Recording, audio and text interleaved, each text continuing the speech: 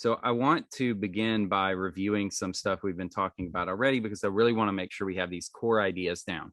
You'll notice that what we've done in this summer session is not a comprehensive suite of probability because there are a lot of problem solving techniques that we haven't gotten into. What I do want to do is make sure we have a solid foundation for when we go into the fall.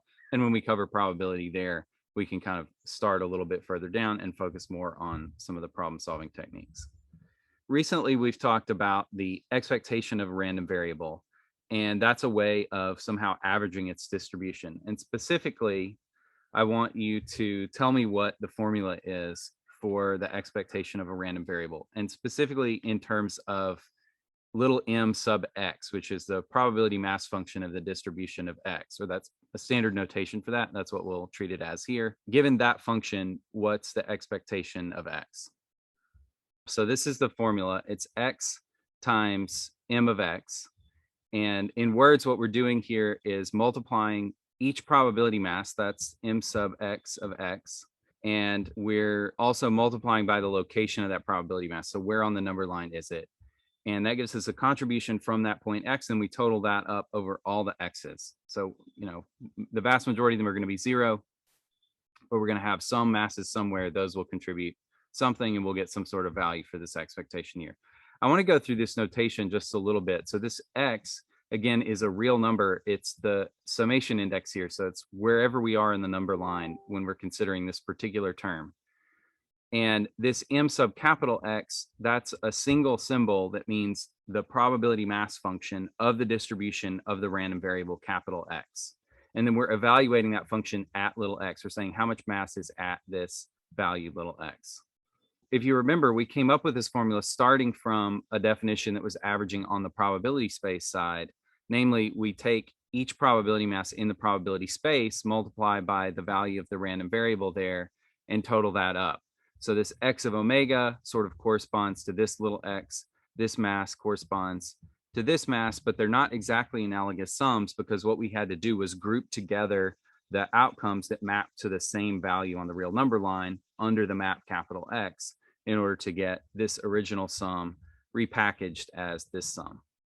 So I'm about to ask you a barrage of 30-second multiple choice questions. I will click on the correct answer and we'll move on. So let's try to make these quick. So there's going to be 6 of them in a row. Okay, what kind of mathematical object is capital omega in the sense that we've been using it? Like omega comma p is a probability space. So folks are all over this one. The capital omega is a set. It's a set of possible outcomes. Okay, here's another one. What kind of mathematical object is capital P?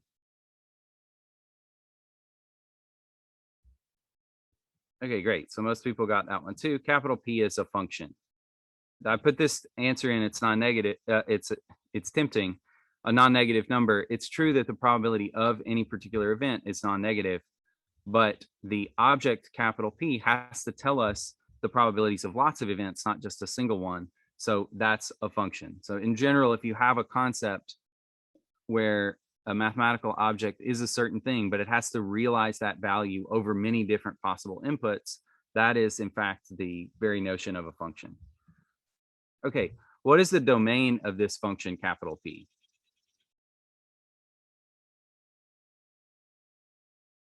The domain of a function is the set of things that you can put into it, the set of things that you can ask, hey, what's your value on this thing? And if you want to take the probability of a thing, it needs to be a subset of omega. It needs to be an event. So the domain is the set of all such inputs, in other words, the set of subsets of omega.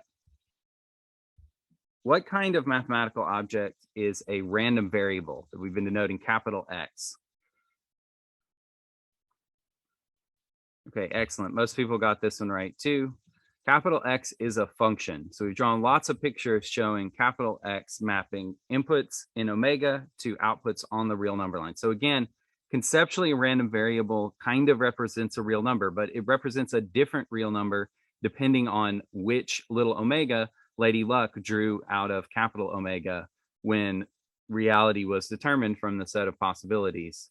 And therefore, it's a real number that needs to be associated with each little omega and big omega. In other words, it's a function. What kind of mathematical object is the distribution of a random variable? Let's walk through these answer choices. So the distribution of a random variable, well, it's not a probability mass function because a probability mass function is a way of communicating a probability measure.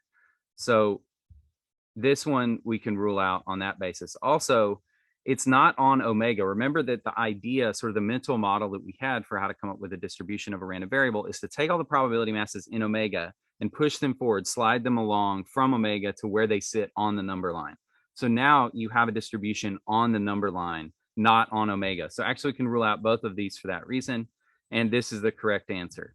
Once we push those masses forward, we have a probability measure on the real number line. We have a bunch of masses arrayed along the number line. And we can say for any set, how much mass is in that set. So we have a probability measure and it is sitting on the number line because we've pushed all that mass forward from omega to wherever x sends it on the number line. Okay, here's another closely related question. What kind of mathematical object is the joint distribution of two random variables, x and y? So everyone got that one. The previous question helps you out a little bit, but everybody got this one right. It's a probability measure on the plane. So we're pushing forward all the probability mass from omega to where it sits in the plane when we send each little omega to x of omega comma y of omega. We're like, okay, for this particular outcome, what's x, what's y? That's an ordered pair. We can put that mass in the plane. Now we have a bunch of masses arrayed in the plane. That is a probability measure on the plane because it allows us to say for any subset of the plane how much mass is contained in that set. And I will summarize this one. Everybody got it right. Excellent. So I just want to recap and kind of do a walkthrough of what we just discussed. So a probability space begins with a set omega of possible outcomes of the random experiment. And we also need a model for the probabilities of the outcomes. We can specify that using a probability mass function, which says for each little omega and big omega, what's the probability that this particular outcome occurs? And then we define a probability measure, which sort of lifts that function little m to a function on the subsets of omega, which simply sums the little m values in any given set. And we call subsets of omega events.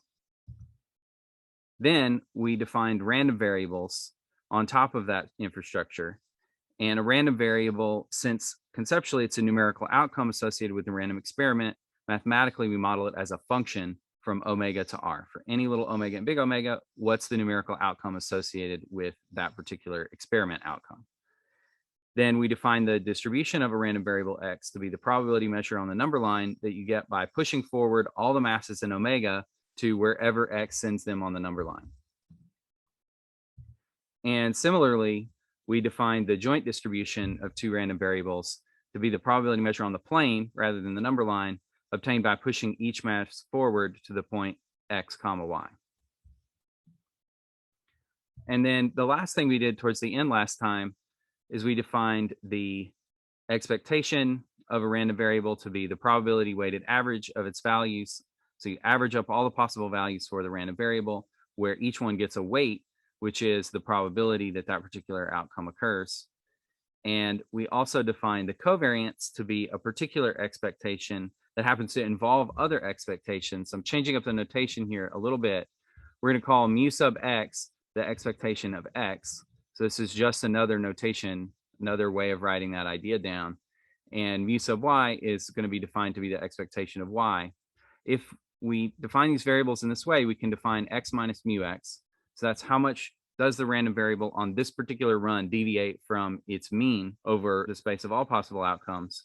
Same idea for y. And then what we're going to do is multiply those two deviations together and compute the expectation of that new random variable. And that's going to be the covariance. So one thing that we didn't talk about last time, but we're going to use a little bit today, and you can see the Data Gymnasia presentation for details. Expectation distributes across multiplication if the random variables are independent. So in this situation, it's tempting visually, if you're used to seeing operators and products to think, well, maybe I can just distribute this expectation, take the expectation of this part and the expectation of this part separately and multiply the results. And that requires some knowledge of the joint distribution of X and Y. One sufficient condition that will allow you to do that is if you know that X and Y are independent. So there's sort of a mantra in probability that independence means multiply. And this is one instance of that. We can distribute the expectation operator across the product if we know that the two pieces are independent. The two random variables are independent of one another. However, another fact that we'll get into more in data 1010 is that expectation is also linear, meaning that it distributes across the plus sign. And that's true regardless of the joint distribution. So for any pair of random variables, X and Y, regardless of whether they're related or independent or whatever the joint distribution is, there's no constraints. We can always split expectation of X plus Y as expectation of X plus expectation of Y. So that's something good to keep in mind. Distributes across the plus sign no matter what, distributes across the product if you know the random variables are independent. So we're gonna skip the proofs here, as I mentioned, but what does this combination of facts imply about the covariance of two independent random variables? So looking at this formula and trusting that X and Y are independent, what sort of conclusion do you draw about the expectation of this product?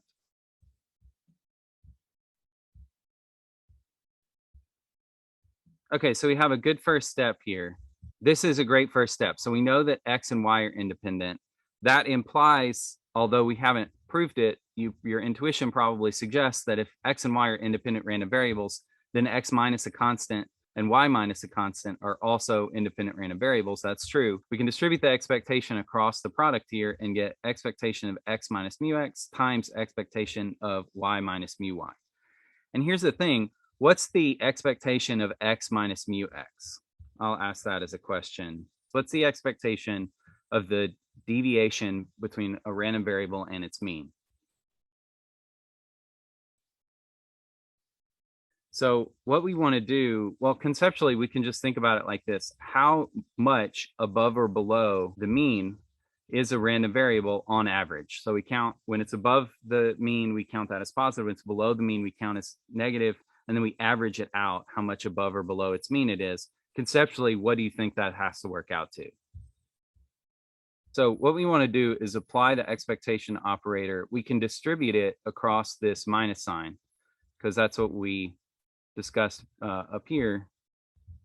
Expectation of a sum is the sum of the expectations, and subtraction is really addition and multiplication by -1. So what we can do is distribute this expectation and decide that, so by linearity, it comes out to be expectation of X minus expectation of the expectation of X. And we have an answer here. It should be 0. And that's because expectation of X is just a number. So I give you a specific number and I'm like, what's the average of that number over all the possible outcomes? Well, it's exactly that number. If you see the number 11 every single time, what's the average value that you see? It's 11. So this means that this works out to 0 since the expectation of a constant is that constant. So this is just expectation of X and we have something minus itself, which is 0, which makes sense. If you're like, consider all the heights of all the people in the world, and people who are above average count as positive, people who are below average count as negative. When you average it all out, what does it work out to? Well, it has to be 0. Otherwise, you got the mean wrong in the first place. If you find out that people on average are taller than average, then you didn't calculate average right. So expectation of a random variable minus its mean is always going to be 0 no matter what that random variable is.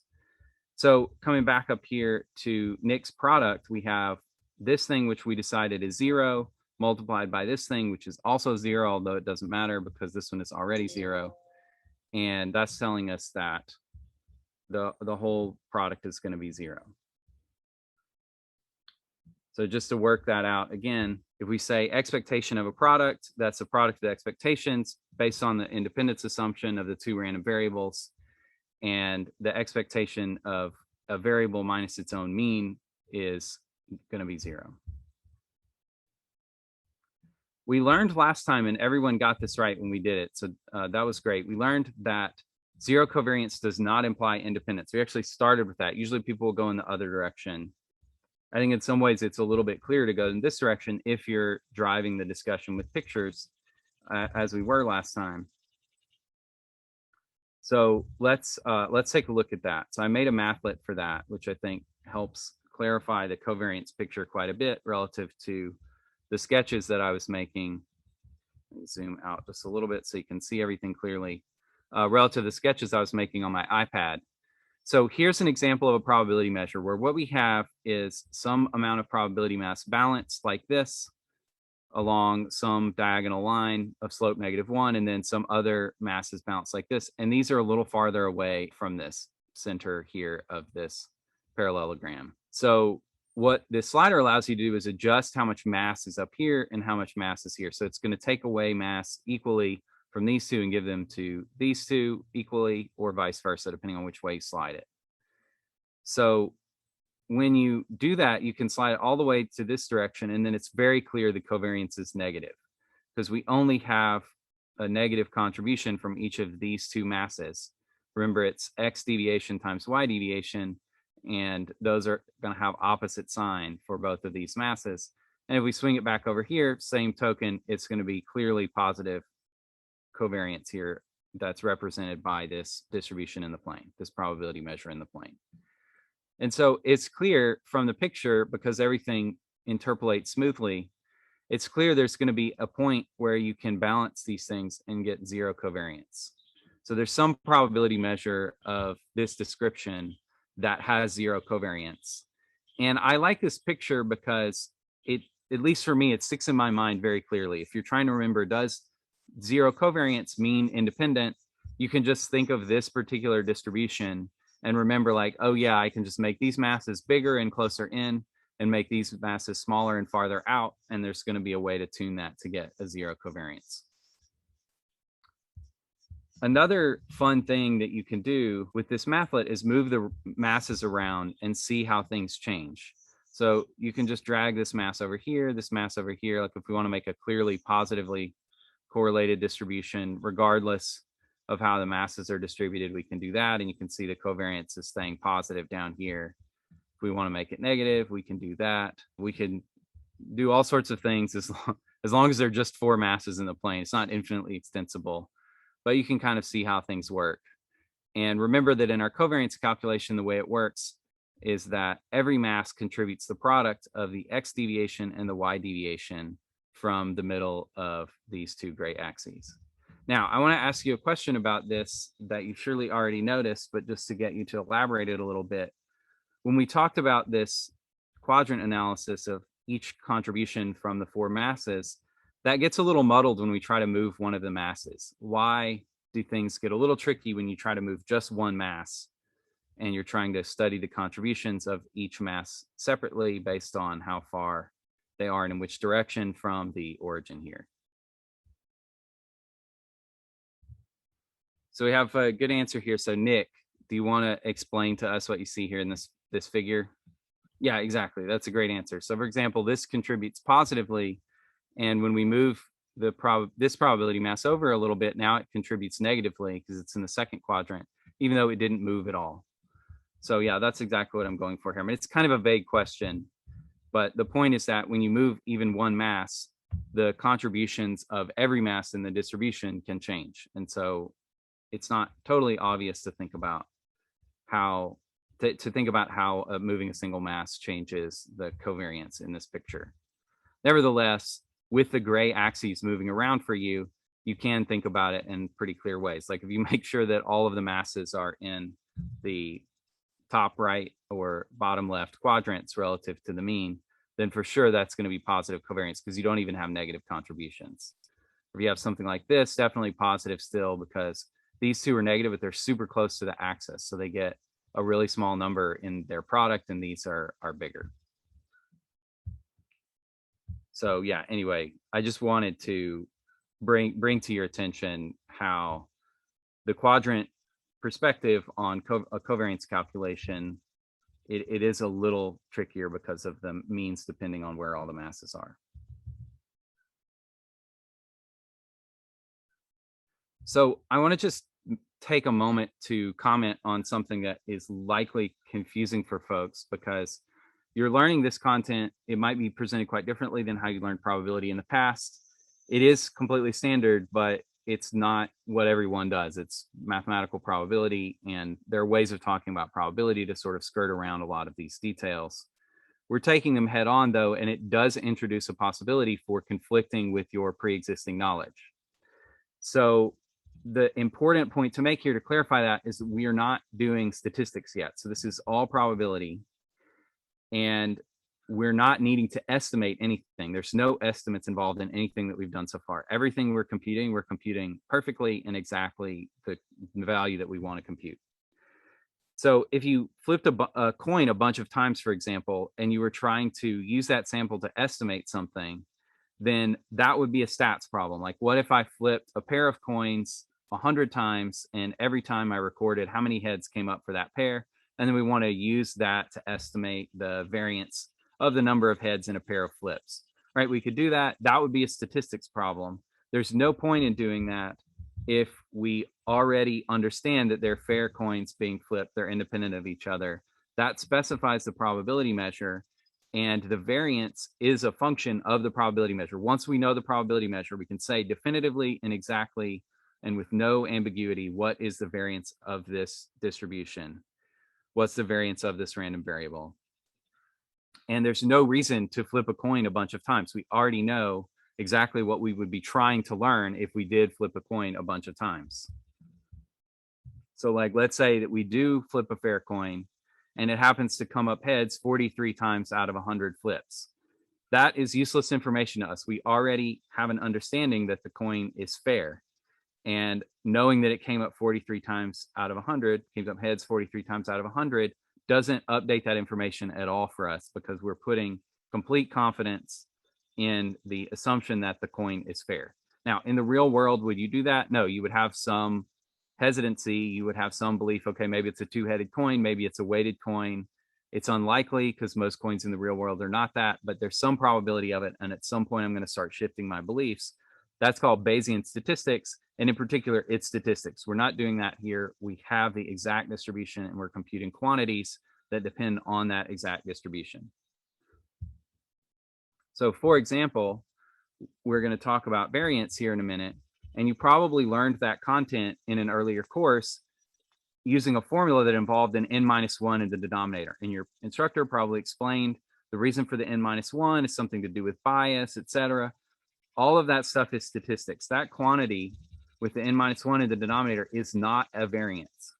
It is a variance estimator. It's something that you calculate in terms of a sample when you don't have the distribution and you want to know roughly what is the variance. We're not in that realm. We know exactly what the distribution is. We can compute the variance exactly whenever we want, and there's no reason we have to estimate anything.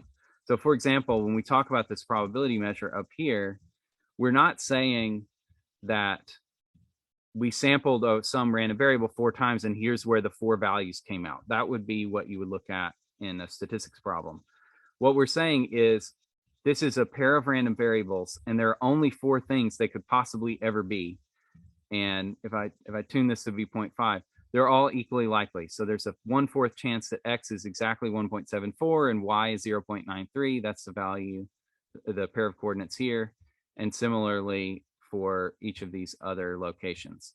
So if we sampled this random variable a ton of times, we would our scatter plot would look exactly like this. We'd have a ton of points, roughly a quarter each, stacked up at each of these locations, and that's it. So this is a really different picture than the stats picture, and it's important to have that straight in your head when you're interpreting all these things. We're going to layer the stats ideas on top of this in Data 1010, but it's important to get them straight at the beginning.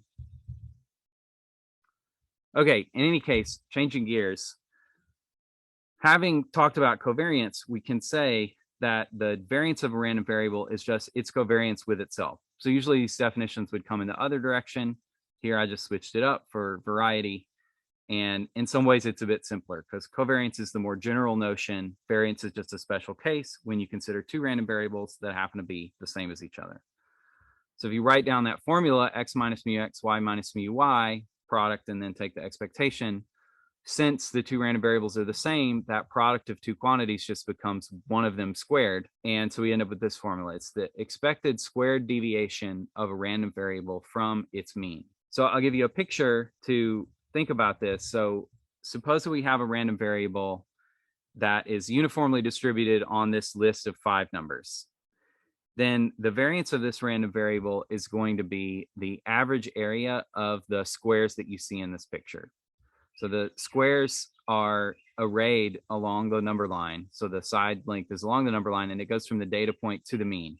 And I made them have an opacity less than 1 so you can see where there are multiple ones. So that you can see there's one here. I should zoom back in. See, there's one here and another one, and then a small one there corresponding to this point, and similarly over here. So the average area of these 5 squares is going to be the variance of this distribution. And you can see how if you move one of these points way out, it's sort of like the covariance picture. I mean, it's very much like the covariance picture. The mean moves in accordance with that, but nevertheless, we do end up with a pretty large contribution from this one square. So if you hold shift, you can zoom and pan in this picture. So that's what I'm doing here. You see that if you move one point quite far from the others, it has an outsized contribution. This is a lot of area. These all together are relatively small, and so this one is going to dominate the variance calculation. So that's a feature of variance having to do with the fact that we're squaring the deviations instead of just averaging them. In any case, one problem with the variance is that, as you can see in the picture, its units are in squared length units. So whatever the length unit is along this number line, the variance is in square units. So it's nice to have a formula or a sort of perspective on variance where we fix the units. And so what we do is we square root the variance. So we call the standard deviation of a random variable the square root of its variance. And my question for you is that the same as taking the average side length of the squares in the figure? So I have these squares, we can say, what are the side lengths of all 5 squares? Let's average them. Is that the same as taking the standard deviation of the random variable? Very nice. The answers are, no answers have come in, but people are typing answers and they're on the right track.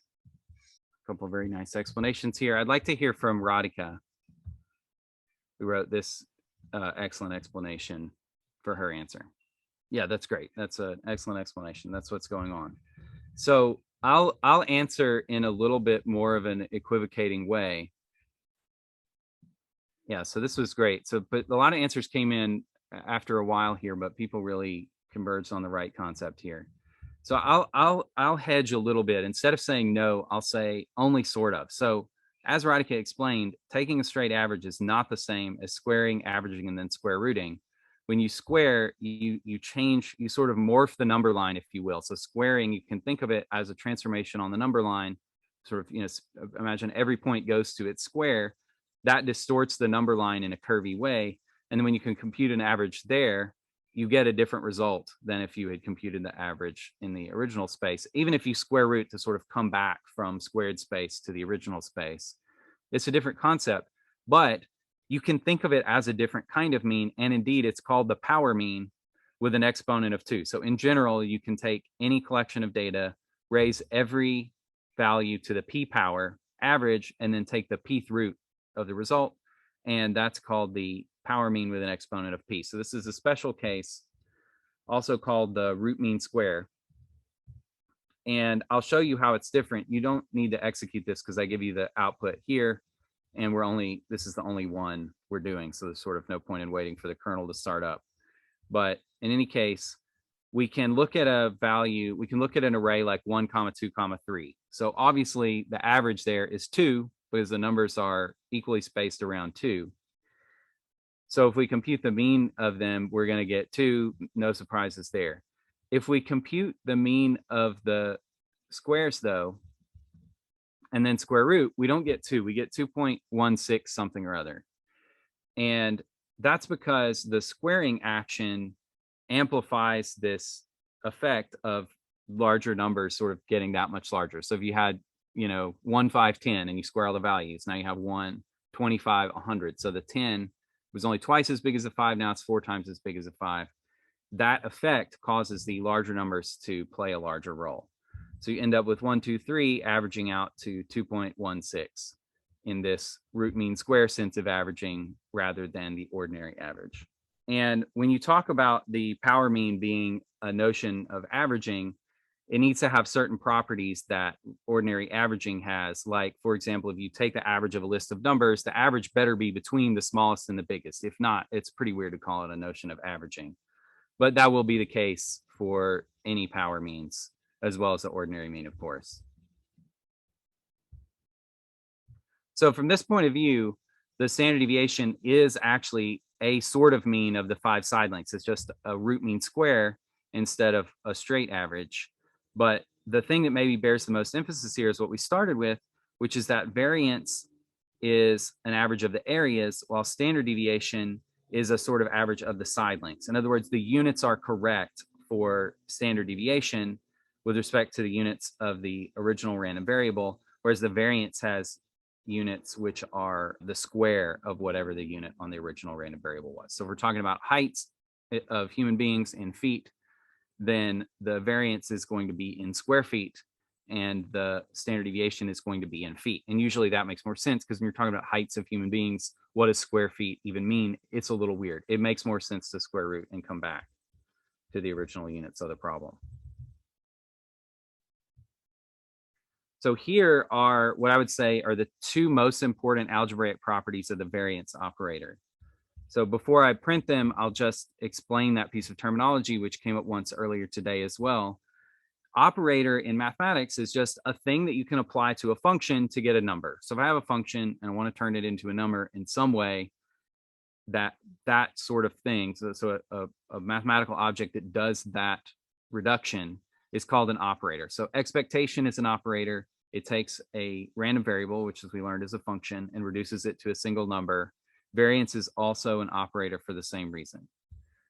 So when we talk about properties of operators distributing across operations and so on, that's all we're talking about here. It's just a thing that you can apply to a function, like a random variable or another kind of function, to get a number. In any case, here are the properties of variance. So whenever we have variance of a constant times x, we can pull that constant out, but we have to square it. And whenever we have a variance of a sum, that splits as the sum of the variances if we know they're independent. So this is like expectation distributing across a product. It's true, but only under certain conditions, including if we know that the random variables are independent. Whereas this first property is true all the time. So anytime you have a constant times a random variable, pull the constant out and square it, and you're all good. This one has a condition where we have to know that the random variables are independent or otherwise have knowledge that this identity will be true.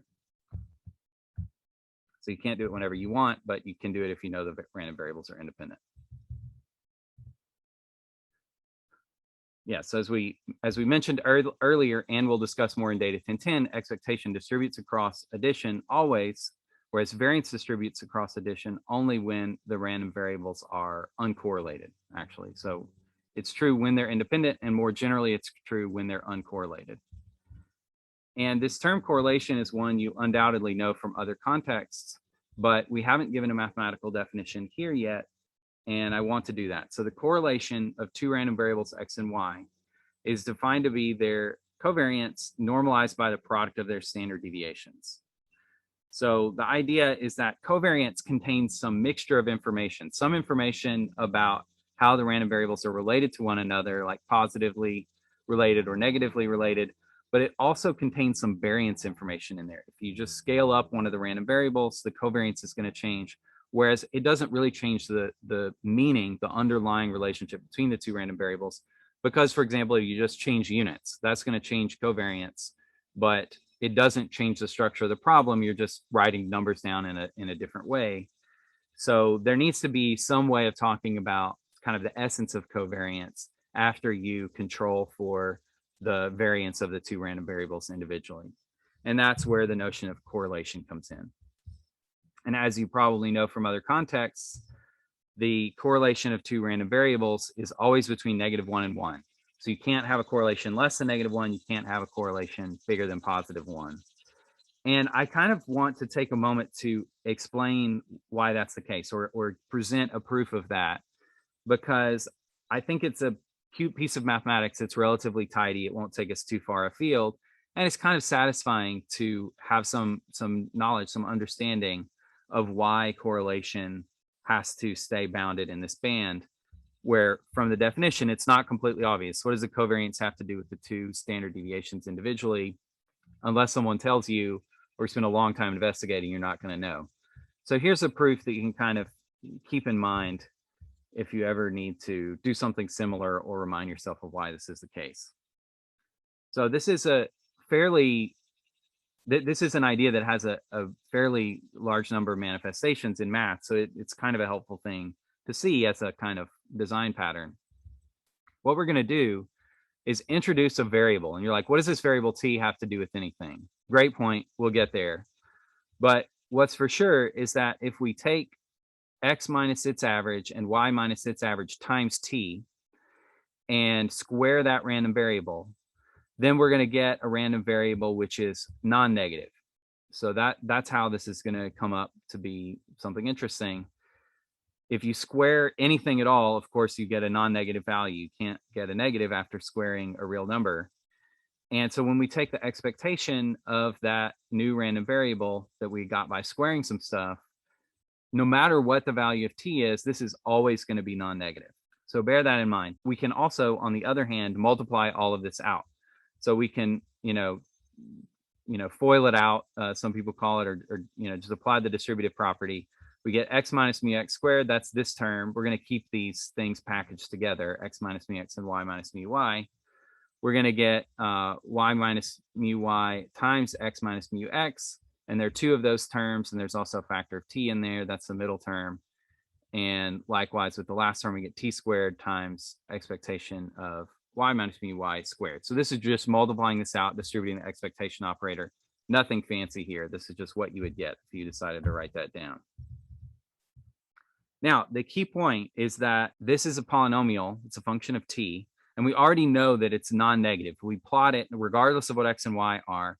If we plot this as a function of t, it will sit above the horizontal axis because we obtained it as the expectation of the square of a random variable. But we also know from middle school math, when we learned the quadratic formula, that if we have a quadratic polynomial and we want to know, is this always non-negative, we can answer that question by determining whether the discriminant is non-positive. And that's because if the discriminant is positive, then that's telling you that the graph hits the axis. And if the discriminant is non-positive, that's telling you there's no solutions to the equation where you set this polynomial equal to 0. That means the graph of the polynomial has to be either entirely above or entirely below the axis. And here, because this coefficient of t squared is positive, we can ignore the possibility that it would be negative everywhere, and we can just look at this b squared minus 4ac value. And what's really cool about that, it seems kind of crazy, like b squared minus 4ac, how's that going to get us anywhere? We have these big expressions here for the coefficients. This is a, this is b, if you delete the t there, and this is c. How is this possibly going to work out? But it works out beautifully. So when you square b, you get this expectation squared. You also get a factor of 4 that's going to enable us to cancel this 4 out. And then on the other hand, you also get the product of these two expectations. These are both variances. So when it all shakes out, what you find is that the square of this expectation is less than or equal to the product of the variances. So what we can do is divide by the right-hand side and square root, and that tells us exactly that the correlation of any two random variables is between -1 and 1. Suppose that we sample x comma y twice. So we don't have direct access to the information about the distribution of x and y, but we can draw from their joint distribution, and we get 1 comma 1 and 3 comma 4 as our two results. So can we say from that x and y are positively correlated random variables?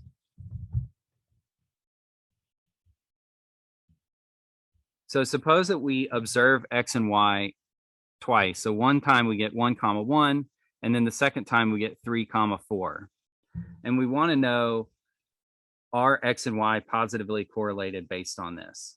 Well, if this were their distribution, then yes, this would represent positive correlation because the mean would look something like that.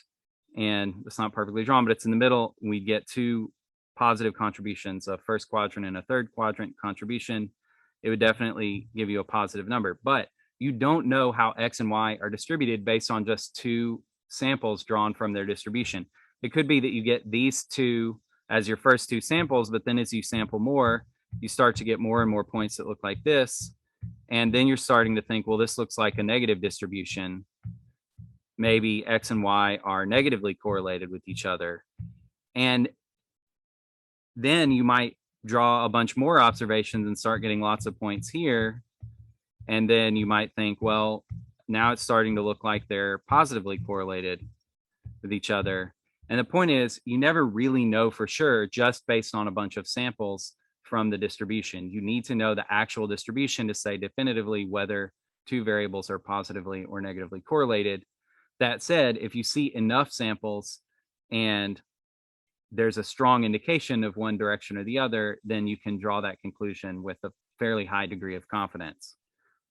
My main point for introducing this example is just to reiterate what I was mentioning earlier, which is that here we're doing probability, we're not doing statistics. So the question of what happens when we get 2 samples and we're trying to draw some inference based on that, it's not a probability question and we can't draw any conclusions definitively.